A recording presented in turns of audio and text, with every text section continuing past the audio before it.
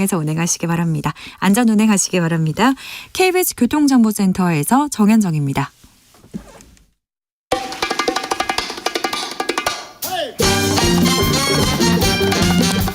지금 우리가 꼭 알아야 할 뉴스, 평범하지 않은 시각으로 선입견 버리고 깊고 넓게 분석해 드립니다. 사건의 지평선. 사건의 지평선 넓혀보겠습니다. 주진우 라이브 이슈팀장 김환 한겨레 기자입니다. 안녕하세요. 법조팀장 손정혜 변호사. 안녕하세요. 손정혜입니다. 자, 두 분 잘 계시죠? 네. 별일 없으시고요? 네, 오랜만에 나왔는데 네. 제가 그리웠다고 하는 사람들이 있어서 너무 네. 다행스러운 것 그렇습니까? 같습니다. 네. 별로 없어요. 아, 별로 없나요, 사실은? 저는 드렸습니다. 아, 네. 그래요? 손 변호사 쓰면 됐다 이런 사람들이 많습니다. 네. 네. 열심히 하겠습니다. 네. 자, 사건 번호 0831. 오늘의 사건명은 법의 심판대의 선 민중의 지팡이입니다. 자, 이슈팀장. 네. 사건 개요 브리핑해 주십시오. 네, 굉장히 좀 충격적인 사건이었는데요. 현직 경찰관이 서울 용산구의 한 아파트에서 추락사했습니다. 네. 근데 이게 무슨 사고였나 처음엔 이랬는데 경찰이 같이 있었던 일행들을 보니까 이 사람들이 마약을 한 혐의가 있는 거예요. 그래요? 예, 마약 간이시약 검사를 하니까 마약 성분들이 검찰이 됐습니다. 그리고 애초에 8명이 같이 있었다라고 했는데 CCTV라든지 휴대폰 분석을 해보니까 8명이 아니라 15명이 있었던 거예요. 모여서. 네, 전날 밤 10시 정도에 운동 모임을 끝내고 모였다. 이렇게 지금 일단 진술을 하고 있는데 먼저 입건된 일행 7명 중에 5명은 아까 말씀드린 대로 간이시약 검사에서 뭐 케타민, 엑스터시, 필로폰 이런 이제 마약류 양성 반응이 나왔고 2명은 지금 이제 간이 검사에 동의하지 않아서 강제 수산을 통해서 마약 투약 여부를 검사하고 있는데 애초에 이들이 여기 왜 전날 밤부터 모여 있었는가 그리고 인원수를 왜 숨겼는가 그리고 이 사람이 떨어지는 시간이 지금 추정이 되고 있는데 새벽 시간으로 이제 오전 5시께에 발견이 됐는데 그러면 이 사람이 떨어지는 동안 여기 있었다는 건데 그렇죠. 뭐 이런 것들이 지금 사건이 굉장히 석연치 않고 이 이제 숨질 경찰관도 마약을 투약했느냐 이 부분에 대해서는 현재 이제 부검 결과만 나와 있어서 국가수에서 지금 이제 계속 그 확인을 하고 있는 그런 상태입니다. 현직 경찰관이었습니다. 용산 경찰서에서 마약 범죄 수사 많이 합니다. 네. 저도 같이 동행 취재 많이 했어요. 마약 잡으러. 마약 사건. 여러 이제 장소 유흥과 관련된 네. 장소들이 있어서 연예인 마약 마약 많이 하는 사건도 데입니다. 많이 하고 그랬었는데 현지 경찰이 마약 관련돼서 적발된 사례가 종종 있어요. 근데 이제 마약을 투약하지 않았다고 하더라도 마약 투약 현장에 있으면서도 그것을 은폐하거나 그렇죠. 네. 묵인하거나 방조했다라는 점이 현행범이잖아요. 잡아가야죠. 적인 것이고요. 왜? 오히려 이렇게 대규모 인원이 모여서 이렇게 아직 뭐 마약 파티를 했다고 단정하기는 어렵지만 이런 어떤 활락적인 파티를 열 때 이런 경찰이 있으니까 뭐 단속이나 이런 거에 어떤 편의를 받으려고 오히려 이렇게 조직적으로 물색한 건 아닌가 여러 각도에서 수사가 그렇죠. 진행돼야 되지 않을까 하고요. 네. 경찰의 내부 정보나 이런 것들이 또 누설됐는지 여부도 확인돼야 될 것 같습니다. 그리고 이 장소가 마약 수사 관련해서 뭐 지금 여러 번 뭐 이 어떤 장소인지 이런 것도 굉장히 중요하고 이 숨진 경찰관이 이렇게 직급이 높지가 않습니다. 그러니까 경장이에요. 그러니까 경장이면 뭐 공무원 조직으로 따지면 한 8급 정도 되는 7급 8급 정도 되는 건데 이 경찰관이 여기 왜 참석했는지 말씀하신 것처럼 이런 부분들이 지금 중요한 포인트이고 지금 문제는 이 사람들이 애초에 거짓말을 했다는 거예요. 그러니까 참석 인원이라든지 이런 거에 관련해서 그러니까 수사 과정에서 지금 네, 그렇죠. 그러니까 그런 부분도 그리고 마약류 간이 검사도 거부하고 있는 상황이고 뭐 이런 상황이기 때문에 이런 부분들에 대해서는 좀 더 사실 규명이 돼야 될 것으로 보입니다. 마약 관련 범죄가 지금 계속 나오네요. 현지 경찰까지 나왔어요. 해양경찰관 간 얘기도 있었잖아요. 네, 그렇습니다. 해양경찰관, 그러니까 경찰 관련된 범죄 요새 워낙 강력 범죄가 많아갖고 세상에 정말 왜 이러나 싶은데 지난 8월 24일 날 이제 보도된 검찰에 송치된 이제 사건인데 목포에 있는 해양경찰서 소속 이제 최모 순경이 본인의 그 연인을 살해한 혐의로 이제 검찰에 송치가 됐는데요. 새벽에 한 그 상가 건물에서 여자친구를 목 졸라 살해했다는 혐의를 지금 받고 있습니다. 예. 이 경찰이니까 당연히 무술이나 이런 거에 유단자겠죠. 그러니까 아예 그 소리도 못 지르게 비명도 못 지르게 제압을 하고 이제 범행을 했다라고 하는데요. 그 알려진 바에 따르면 이제 한 2달 정도 교제한 사이라고 하는데 굉장히 자주 다퉜대요. 네. 근데 이날도 술을 먹고 이제 다퉜다라는 거예요. 음식점에서. 그리고 이제 이 상가 화장실에서 범행을 저질렀는데 굉장히 재질이 안 좋은 게 뭔가 시신의 위치를 바꿔서 마치 구토를 하다가 돌연사한 것처럼 이제 시신을 꾸며놓고 본인은 문이 아니라 창문으로 빠져나가는 좀 이런 행동을 보인 게 경찰이기 때문에 어떻게 해야 되는지를 좀 알아서 범죄를 은폐하려고 했다. 이렇게 지금 보고 있습니다. 제가 예전에 기자 시절에 여수에 티켓 다방, 그러니까 미성년자의 성매매를 하는 다방 이 단속을 갔는데요. 왜 서울에서 지방까지 갔냐면은 지방 경찰과 그 업주들의 커넥션 때문에 단속이 잘 안 되는 거예요. 그래서 서울 경찰과 이렇게 손을 잡고 그때 여성 청소년 가족부 뭐 이런 그분들하고 조사 간다라고 손을 잡고 가서 조사를 했어요. 그래가지고 티켓 다방을 적발하고 이렇게 일망타진해서 그 미성년자는 가족에 돌려보내라. 그리고 나머지는 처벌하라고 그 경찰한테 인계하고 넘어왔어요. 서울로 왔는데 갑자기 그 다른 기사가 있어가지고 그 기사를 못 쓰고 이렇게 밀어두고 다른 기사를 하고 취재를 했는데 한 달 있다가 그 사람들 어떻게 됐지 연락을 해봤더니 그 다방에서 전화를 받는 거예요. 다방을 그 소녀가 전화를 받는 거예요. 그래서 너 왜 여기 있니? 그러니까 그냥 사장님이 하래요. 아니 어떻게 됐는지 근데 경찰서에서 바로 풀어줬는데 그 다음 날부터 영업 정지가 내려지지 않는다고 그냥 하라고 했대요. 그래서 기사를 써가지고요. 경찰들이 다 이렇게 끌려가는 그런 일이 있었습니다. 그런데 이런 경찰은 아주 극히 일부예요. 거의 대부분의 경찰은 얼마나 고생합니까? 맞습니다. 그 박봉에 얼마나 고생합니다. 그런데 이렇게 좀 사건 사고에 휘말리는 현지 경찰이 좀 있어요. 일단 저희가 계속 이제 경찰들의 어떤 비나 부정부패 범죄만 말씀드리니까 전부처럼 들릴까봐 일단은 한 가지를 짚고 넘어가면요. 좋은 경찰들 많아요. 일단 드라마나 영화에서도 경찰이 꼭 돈을 받거나 뇌물을 받거나 부정부패나 권력자한테 결탁해서 돈을 받는 이런 장면들이 많이 그려지잖아요. 검사도 뭐 그런 장면에 거론되긴 하지만 경찰 수가 좀 더 많게 그려지는 이유는 경찰 수가 많기 때문입니다. 그리고요, 경찰은 국민들하고 직접 이렇게 맞죠.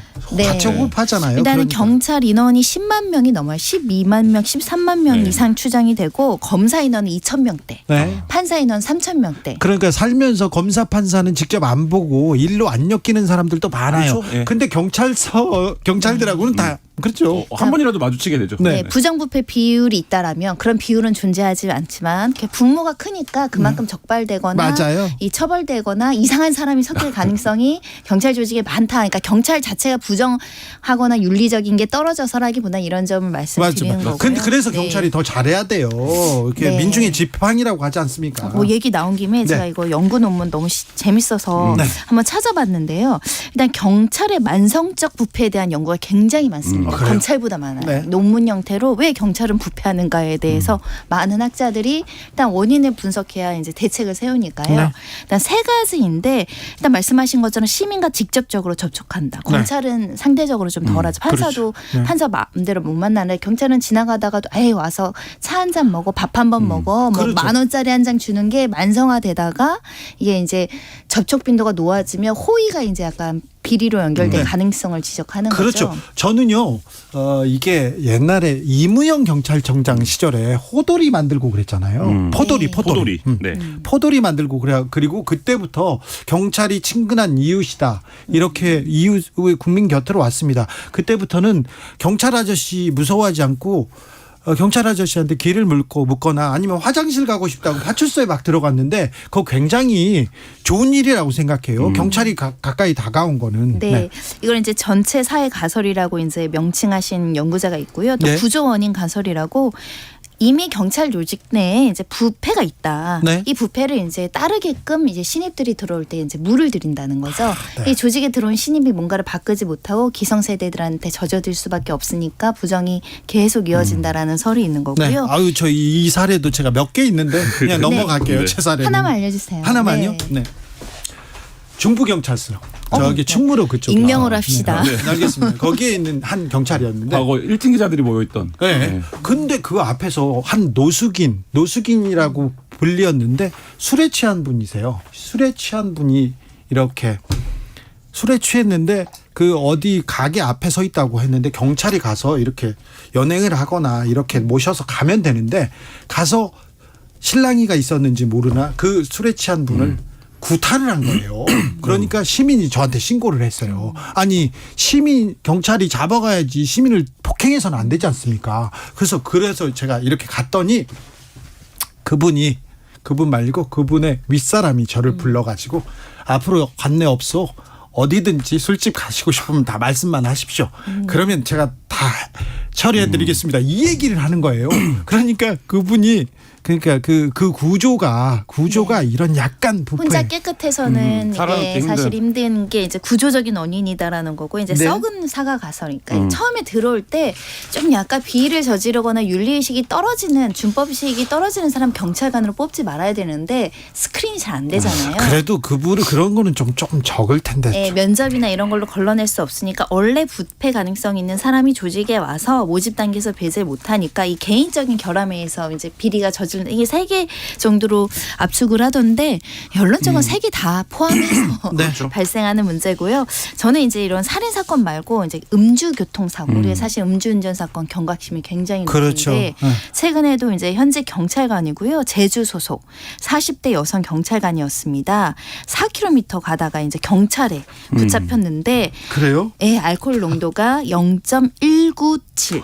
많지네요. 네, 면허 취소 수준이죠. 인근 식당에서 지인이랑 술을 먹고 이동 중에 경찰에게 잡힌 겁니다. 일단 해임 이상 처분이 내려질 가능성이 매우 높다라고 하는데요. 네. 일단 경찰들 사실 정신 차려야 됩니다. 네, 네. 제가 예. 그 사고 내는 CCTV를 봤는데 네. 이게 CCTV만 보고 있어도 술 냄새가 난다고 할 정도로 차 운전이 안 되는 상태예요. 근데 몸을 가눌 수가 없죠. 0.19면. 근데 운전을 하고 가다가 지금 4km가량 뭐 차를 뭐 몰고 가다가 사고를 냈다라고 하는데 굉장히 좀 특히 지방에서 이렇게 음주에서 좀 경각심이 떨어지는 경우도 있어요. 왜냐하면 맞아요. 네, 서울보다는 차가 아무래도 적고 그다음에 늘 다니는 길로 다니기 때문에 큰일 나는 사실 일입니다. 네. 저는 제주 여행 가서도 술 먹고 대리 불렀는데 잘만 오시더라고요. 그래요? 지역이어도. 예, 이거 아니 제주까지 가서 거기까지 가서 대리운전을 또. 아니 제주에 관광 맛집을 갔는데 그렇죠. 술을 안 먹을 수는 네. 없죠. 아 그렇습니까? 네. 네, 알겠어요. 네, 또 하나. 네. 이제 말씀드리면 우리 사실 이런 건 사실 잡범이라고 하는데